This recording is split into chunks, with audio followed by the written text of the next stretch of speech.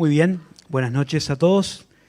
Saludamos también especialmente a los hermanos que están viéndonos a través de internet. Hoy, Martín, no voy a seguir con el estudio de 1 Samuel. Quería hacer un paréntesis porque hace tiempo que tengo en el corazón un pasaje de la Biblia y con cosas que han pasado, y el otro día con el derrumbe de un edificio de apartamentos ahí en Estados Unidos, en Miami, dije, bueno, tengo que hablar de esto. Así que les invito a leer en el Evangelio de Lucas, capítulo 13.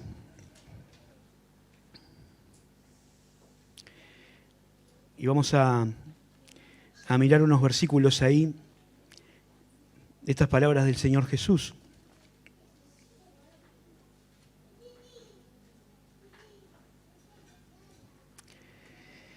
Dice Lucas capítulo 13, versículo 1, en ese tiempo estaban allí algunos que le contaban acerca de los galileos, cuya sangre Pilato había mezclado con los sacrificios de ellos. Respondiendo Jesús les dijo, ¿pensáis que esos galileos, porque padecieron tales cosas, eran más pecadores que todos los galileos? Os digo no, antes si no os arrepentís, todos pereceréis igualmente. O aquellos 18 sobre los cuales cayó una torre en Siloé y los mató, ¿pensáis que eran más culpables que todos los hombres que habitan en Jerusalén? Os digo, no. Antes, si no os arrepentís, todos pereceréis igualmente. Y dijo también esta parábola. Tenía un hombre una higuera plantada en su viña y vino a buscar fruto en ella y no la halló. Y le dijo al viñador, he aquí hace 3 años que vengo a buscar fruto en esta higuera y no lo hallo. Córtala. ¿Para qué inutiliza también la tierra? Él entonces, respondiendo, le dijo, Señor, déjala todavía este año hasta que yo cabe alrededor de ella y la abone. Y si diere fruto, bien, y si no, la cortarás después. Pensaba en todas estas cosas trágicas que pasan en nuestro mundo, ¿no? Algunas que nos enteramos y otras que no, algunas que preferimos ni saber. Pero todas estas cosas nos recuerdan la fragilidad de nuestra vida, de la vida humana, ¿no? Que uno, por más que esté llevando una vida saludable y haciendo todo lo que hay que hacer para vivir mucho tiempo, y trata de no exponerse a ningún peligro y de cuidarse, nunca tiene la garantía de que va a volver a ver un nuevo amanecer. Y esa es una idea un poco paralizante. Entonces, lo que hacemos es buscar explicaciones para esas cosas que pasan. Son explicaciones que nos dejan afuera, o sea que no nos involucran a nosotros, ¿no? Pensamos que las cosas que pasan quizás tengan que ver con juicios de Dios, con mensajes del cielo, con cosas malas que hicieron, ¿no? Siempre hay algún culpable. Entonces nos permite a nosotros mantenernos en una situación un poco diferenciada de esa que otras personas tuvieron que padecer. Y en este pasaje el Señor Jesucristo un poco cambia esa manera de pensar y nos hace mirarnos a nosotros mismos también y nuestra situación. Así que yo quiero dividir el pasaje en 2 partes y pensar también en una aplicación o una enseñanza práctica para nosotros. La primera parte es de los versículos 1 al 5, yo le puse 2 tragedias, un prejuicio, ¿no? 2 tragedias, un prejuicio. Porque el Señor, conversando con la gente, ahí surgen 2 cosas que habían pasado que sin duda habían impactado a la sociedad. La primera la mencionan las personas que estaban hablando con el Señor y le hablan de un grupo de personas que había sido asesinada brutalmente por orden de Pilato, ¿no? A nosotros a Pilato lo conocemos porque tuvo aquel famoso gesto de lavarse las manos cuando estaba juzgando al Señor, ¿no? Y permitió que lo crucificaran a pesar de que él confesó que no había encontrado en el Señor ningún delito. Pero era un hombre bastante cruel, ¿no? era una persona que para mantener el orden o demostrar su poder era capaz de cualquier cosa. Y si bien no hay demasiados datos históricos de este incidente en particular, se cree que se trata de una ciudad o un momento en que Pilato se había apropiado de parte de los recursos que los judíos juntaban para el templo. ¿Se acuerdan que ellos pagaban un impuesto, ¿no?, para el mantenimiento del templo? Y Pilato dice que se había apropiado de parte de esos recursos para la construcción de un acueducto que él estaba haciendo. Así que eso enfureció mucho a los israelitas, a los judíos, y aparentemente este era un grupo que se había manifestado, que había hecho alboroto, y Pilato había mandado agentes o soldados disfrazados a una festividad judía y mataron a muchas de estas personas mientras estaban ofreciendo sacrificios. Por eso dice el texto que Pilato había mezclado la sangre de ellos con la sangre de los sacrificios, porque hizo un ataque a traición, podríamos decir, en medio de un momento sagrado para los israelitas. Y este tipo de brutalidades era, no digo común, pero no era tampoco extraordinaria entre los procuradores o gobernantes romanos. La segunda tragedia la trae a colación el propio Señor, ¿no? Un accidente en una obra de construcción. Habla de una torre que se había derrumbado, ¿no?, y habían muerto 18 personas ahí. Seguramente alguna torre, quizás del muro de la ciudad, cerca del estanque de Siloé, y un grupo de personas que eran trabajadores o que estaban ahí habían fallecido en ese derrumbe. Y frente a las dos situaciones, que sin duda fueron trágicas y que costaron la vida a todos los demás, los galileos que murieron ahí, los 18 que mató el derrumbe, ¿eran pecadores, más pecadores que las otras personas? Esta es una pregunta retórica, ¿no? Una pregunta retórica es un recurso literario que se hace para hacer avanzar el argumento. No espera el Señor que le contesten realmente lo que está preguntando, ¿no?, sino el objetivo es que reflexionen. Y es interesante en este caso porque si las personas fueran a contestar la pregunta, dirían que sí. En el fondo, el pensamiento de la época era que sí, que los que morían en situaciones así o los que sufrían alguna tragedia o alguna situación dolorosa en su vida, ¿no?, o les tocaba experimentar alguna situación adversa, eran más pecadores que los demás, que habían hecho algo malo y que por eso estaban pasando lo que estaban pasando.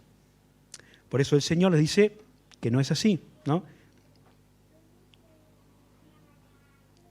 Eso que ellos tenían era un prejuicio. Y era un concepto o un preconcepto muy arraigado en la época del Señor y en realidad desde antes, ¿no? Si uno recuerda la historia de Job, para aquellos que la conocen o que la han leído, quizás recuerden que los amigos de Job, aunque estuvieron con él en el momento del dolor y lo acompañaron, después le empezaron a insistir en que él reconociera que había un pecado en su vida, porque no les cabía en la cabeza que alguien pudiera pasar por tremendas situaciones si no era parte de un castigo divino. Y cuando los discípulos se encontraron con un hombre ciego de nacimiento, le preguntaron al Señor, ¿quién pecó, este o sus padres, para que éste naciera ciego? Porque el concepto de la época era que si había algo malo, era consecuencia de un pecado grave, ¿no? Y esto en un principio puede parecer algo lógico y asentado en la palabra de Dios, ¿no? Porque dice la Escritura, ¿no?, que Dios juzga el mal, ¿no? Estaba escrito en la ley. ¿Se acuerdan en Deuteronomio, en el capítulo 30, al final de todo el discurso de Moisés previo a entrar a la tierra prometida, Dios hace un pacto con su pueblo y les dice que pone delante de ellos la vida y la muerte, el bien y el mal. Y le dice, escojan la vida para que vivan, ¿no? Si hacen lo bueno y obedecen a Dios y cumplen el pacto, van a tener bendiciones. Si hacen lo malo, si desobedecen, entonces van a venir sobre ustedes un montón de calamidades, ¿no? Y esa idea era la que estaba subyacente en el corazón de los israelitas, ¿no? Proverbios 11:19 dice, como la justicia conduce a la vida, así el que sigue el mal lo hace para su muerte. O en el capítulo 13 de Proverbios, versículo 21, dice, el mal perseguirá a los pecadores, mas los justos serán premiados con el bien. Así que esa idea estaba muy arraigada y estaba basada en la Biblia. Pero hay un matiz ahí que es muy importante señalar, ¿no? Porque una cosa es decir que todo pecado acarrea sufrimiento, a decir que todo sufrimiento es consecuencia de un pecado. Lo primero es cierto, ¿no? El pecado, a la corta o a la larga, trae consecuencias negativas.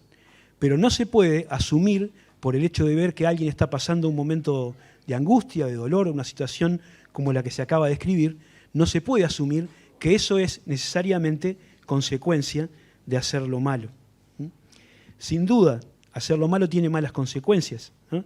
Y hacer lo bueno tiene aparejada bendición, pero en el corto plazo no siempre es tan lineal, ¿no?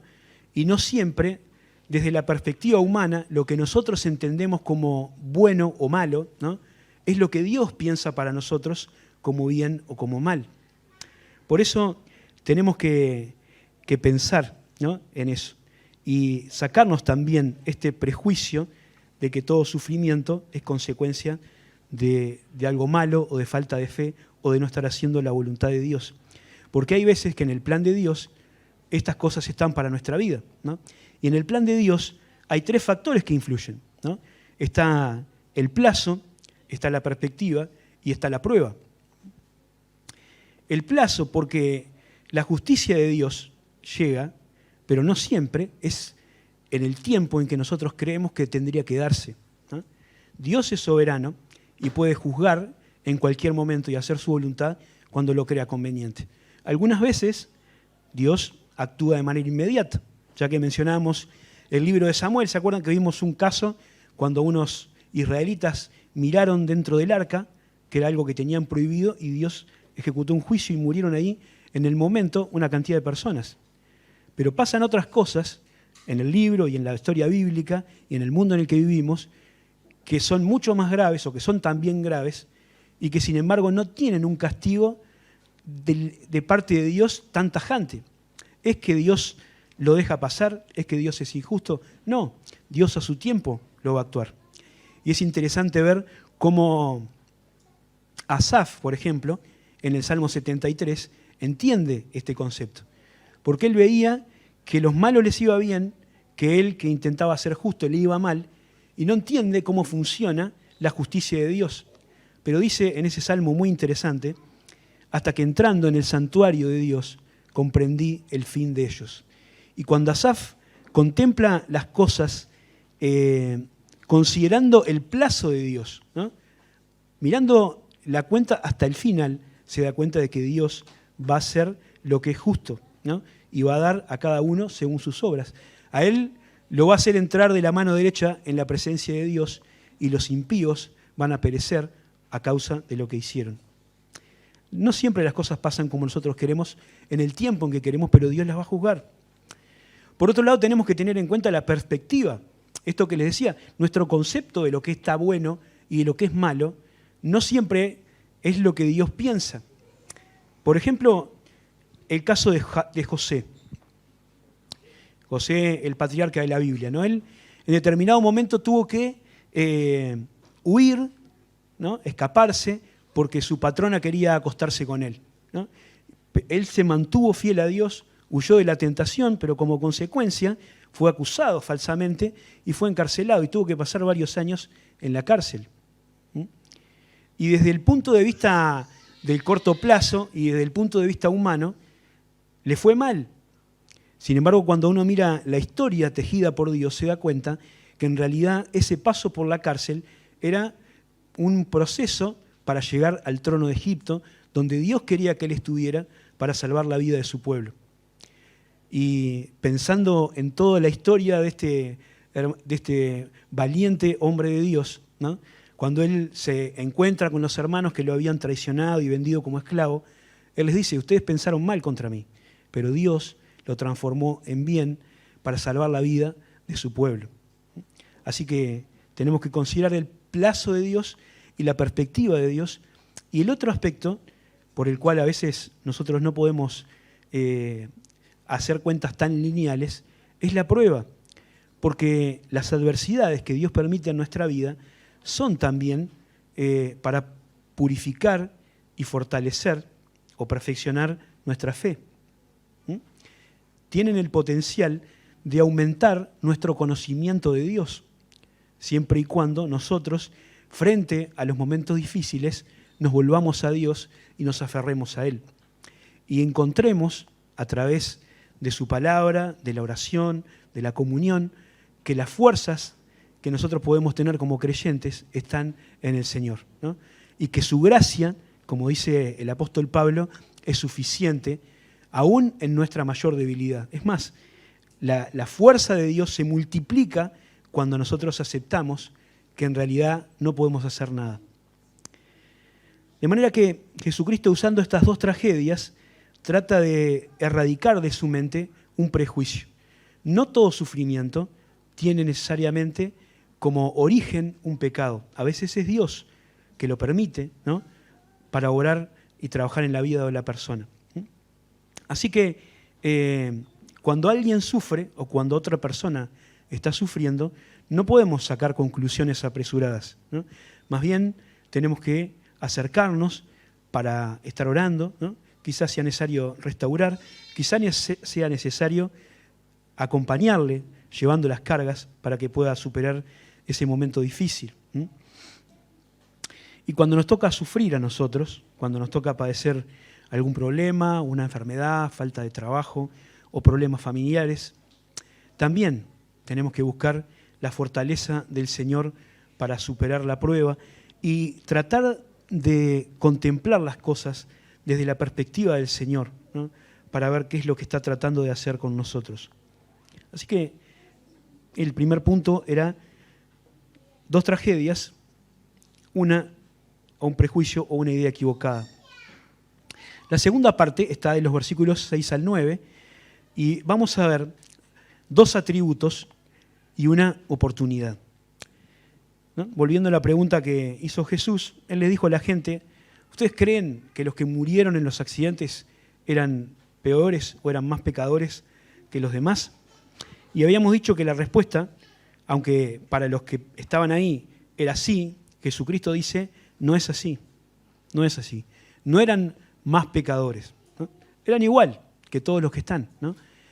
Si hubiera una justicia o si Dios ejecutara su justicia, todos tendrían que morir de la misma manera.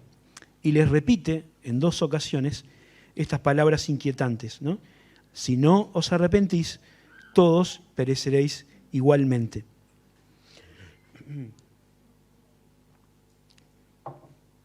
Ahora, lo que el Señor quería decirles no es que todos se podían morir en cualquier momento, a todos les podía pasar una desgracia de un momento a otro.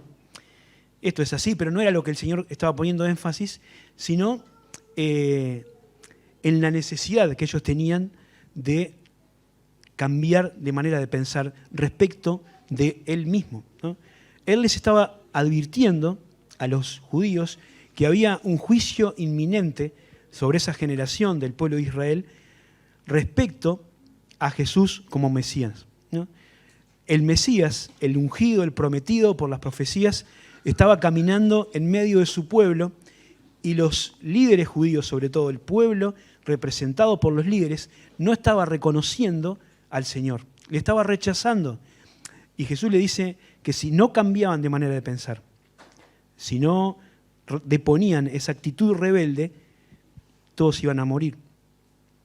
Y muchos estudiosos de la Biblia creen que efectivamente esa sentencia se cumplió unos años después, cuando en el año 70 después de Cristo, el general romano Tito invadió Jerusalén y la destruyó por completo, ¿no? Y arrasó el templo y dio comienzo a una época que en la Escritura se denominan los tiempos de los gentiles y que dura todavía hasta hoy y va a estar así hasta que el Señor venga a reinar, ¿no?, a establecer su reino milenial. Ahora, para ilustrar esta idea, ¿no?, de la oportunidad de arrepentirse, el Señor cuenta una parábola, ¿no? Una parábola es una historia, una ilustración, que es un relato de la vida cotidiana ¿no? Una historia común, pero que quiere transmitir una enseñanza espiritual, ¿no? Y para entender una parábola siempre hay que mirar tres cosas, ¿no? Esto le enseñamos en el Instituto Berea, hay que mirar tres cosas. La primera cosa que hay que tener en cuenta es la ocasión, ¿no? ¿Por qué cuenta el Señor la historia? La segunda, hay que estudiar la narración, en qué consiste la historia, y después tratar de entender la lección, ¿no? Así que, ¿cuál es la ocasión? Bueno, esto que estaba pasando, el Señor cuenta esta parábola, ¿no? En este contexto. A veces los subtítulos de la Biblia, ¿no? La mía tiene un subtítulo entre el versículo 5 y el 6, y a veces parece que son cosas distintas, pero en realidad el texto tiene una fluidez, ¿no? El Señor cuenta la parábola de la higuera estéril pensando en esto que les dice que se tienen que arrepentir o van a perecer. Y por eso la historia, ¿no? Es un hombre que tiene un campo, tiene una viña, y creo que la costumbre era que en las cabeceras de la viña se plantaba algún otro árbol, ¿no? Una higuera. Ahí tenía esta higuera, pero dice el dueño de la viña que hacía 3 años que venía a buscar fruto y el árbol no estaba produciendo absolutamente nada. Así que el tipo dice, este árbol hay que cortarlo porque está inutilizando la tierra. Así que la ocasión es esta, que el Señor se enfrenta a este pueblo rebelde y contradictor, como dice en Romanos, ¿no? La narración es esta historia, ¿no? El hombre quiere cortar el árbol porque no da fruto, pero ahí aparece una persona más, que es el cuidador de la viña, ¿no? Y el cuidador de la viña dice, vamos a dejarla un año más. Yo voy a cavarle alrededor, la voy a regar, la voy a abonar, y si da fruto, excelente. Y si no, bueno, la podemos cortar después. ¿Cuál es la lección? La higuera, siempre en la Biblia, es una figura del pueblo de Dios. La higuera representa a Israel. ¿Sí? Habían pasado 3 años ya en los que el Señor Jesucristo estaba caminando entre ellos. ¿Sí? Y ellos no habían mostrado frutos dignos de arrepentimiento. ¿Se acuerdan la predicación de Juan el Bautista? ¿No? El que le hablaba a la gente de manera muy dura, igual la gente lo iba a escuchar al desierto, ¿no? Y Juan el Bautista le decía que tenían que hacer frutos dignos de arrepentimiento. Pero había pasado el tiempo y no se veía ningún fruto. Así que cortar la higuera era la respuesta lógica a la improductividad. Pero entonces intercede la gracia, ¿no? La gracia da otra oportunidad y la gracia extiende el plazo, 1 año más, para ver si con los cuidados especiales, sacándole los yuyos y hablándole, ¿no? y ver si puede dar fruto, y si no, después se terminaría también ese plazo. Y aquí aparecen estos 2 atributos, ¿no? O estas 2 cualidades que también tienen que ver con Dios. Por un lado, la justicia. La justicia demanda que el árbol improductivo, sea cortado, ¿no? Porque está ocupando espacio, porque no está dando fruto, porque encima está inutilizando la tierra en la que está plantada. De manera que lo justo era quitarla de ese lugar. Pero también está, como les decía, la gracia, ¿no? La gracia es el favor inmerecido de Dios, ¿no? Es dar lo que no se merece. Y la gracia inspira al dueño de la viña a tener paciencia y a extender ese plazo durante 1 año más, para ver si la higuera estéril podía dar fruto. Y esta apelación no está basada en una buena práctica de la agricultura o de la maximización o eficiencia de los recursos, sino en cierto cariño que aparentemente tiene el viñador por esa higuera, ¿no? Dale 1 año más para ver si da fruto y si no, la cortarás después. Y sin duda, esa imagen tiene que ver con el Señor, ¿no? El Señor todavía estaba dando tiempo al pueblo de Israel para que le reconociera como Mesías y se salvara del juicio que estaba pendiente sobre ellos. hizo todo lo que quiso, todo lo que pudo, ¿no? O todo lo que era necesario para que el árbol diera fruto, ¿no? El Señor estuvo entre la gente, pero antes había estado, como decíamos, Juan el Bautista, el mensajero que Dios iba a enviar delante de su ungido, que estaba prometido en las Escrituras. El Señor hizo milagros de todo tipo, ¿no? Para mostrar credenciales de su procedencia divina. Multiplicó comida, sanó enfermos, le dio vista a los ciegos, resucitó muertos, calmó tormentas, ¿no? Y Nicodemo, que era un hombre que era fariseo porque tenía un poco de sinceridad intelectual, dijo: ninguno puede hacer las señales que tú haces si no está Dios con él. Pero la mayoría de los líderes judíos estaban cerrados y llegaron a preguntarle directamente, y el Señor se los dijo sin ninguna ambigüedad, ¿no? ¿Se acuerdan cuando el Señor está siendo juzgado ya frente al concilio? Dice Marcos capítulo 14, se los leo, versículo 60. El sumo sacerdote le volvió a preguntar: ¿eres tú el Cristo, el Hijo del Bendito? Y Jesús dijo: yo soy. Y veréis al Hijo del Hombre sentado a la diestra del poder de Dios, viniendo en las nubes del cielo.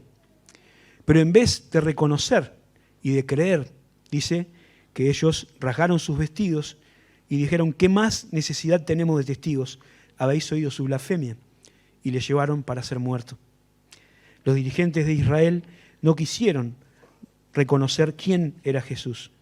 Atribuyeron su poder al demonio y al Señor lo acusaron de blasfemia y lo terminaron ejecutando por mano de los romanos.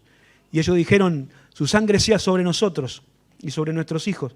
Y eso fue lo que pasó unos años después. Ahora,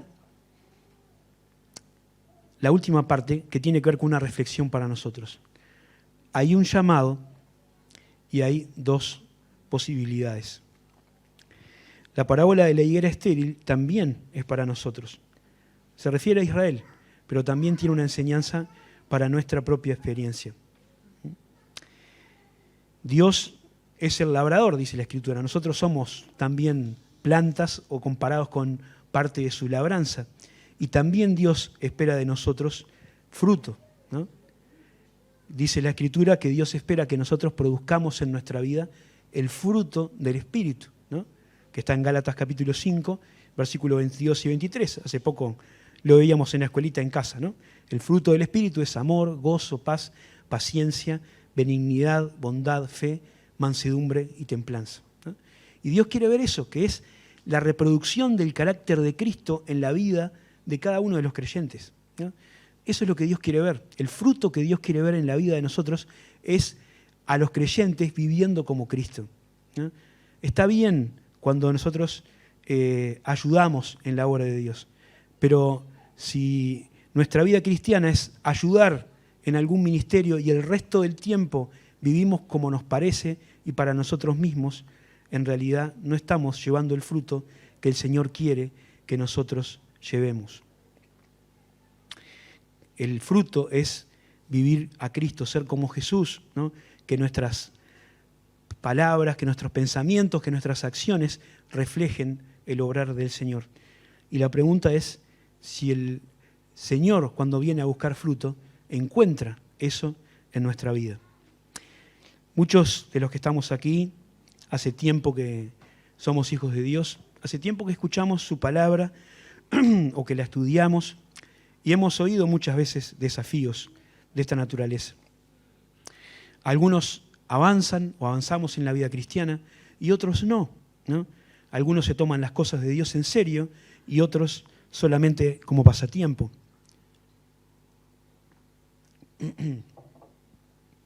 La cuestión es que también, como en el caso de la higuera estéril, el Señor nos concede tiempo para que nosotros demos fruto, pero ese tiempo también está limitado.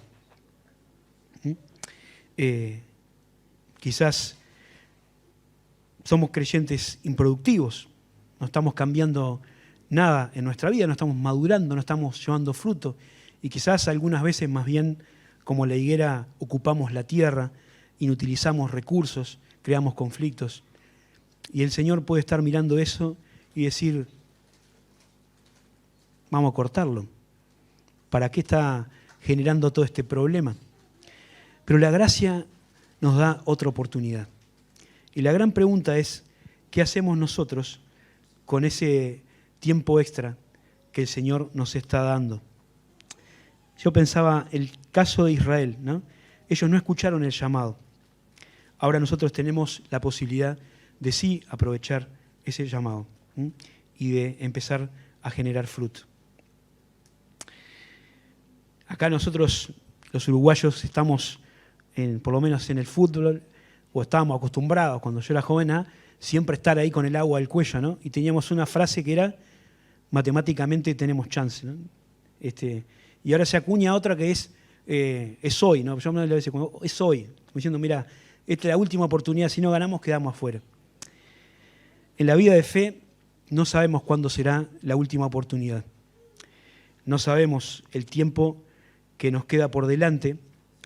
Lo único que sabemos es que hoy todavía tenemos tiempo, que hoy todavía podemos llevar fruto para el Señor. No sabemos cuándo nos tocará partir o cuándo el Señor va a volver a buscarnos como pueblo, pero lo que podemos hacer, como dice el apóstol Pedro, es aprovechar el tiempo que resta para servir al Señor, para que cuando el Señor llegue nos encuentre velando.